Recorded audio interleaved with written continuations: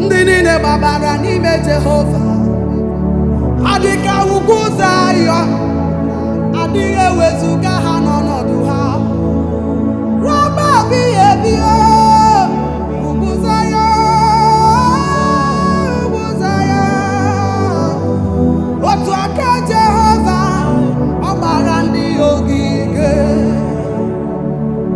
Ndị niile gbabara n'ime Jehova adịka ugwu Zayọn, adịghị ewezuga ha n'ọnọdụ ha ruo mgbe ebighị ebi. Ugwu Zayọn, ugwu Zayọn, otu aka Jehova ọ gbara ndị ogige.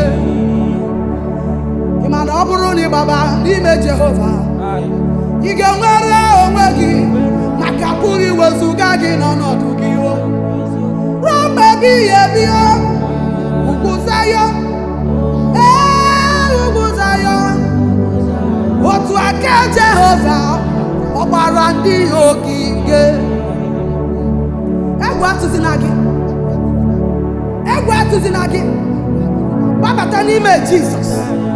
Ebe a ka nwere onwe dị, ebe a ka udo dị, ebe a ka ike dị, ebe a ka ọmụmụ dị, ebe a ka na-enwe nwere onwe.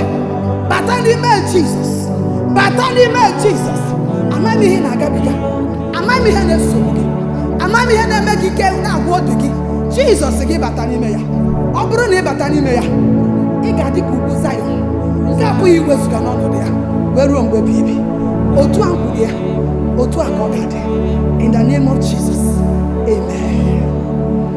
Ugwu Zayọn, otu aka Jehova ọ gbara ndị ogige.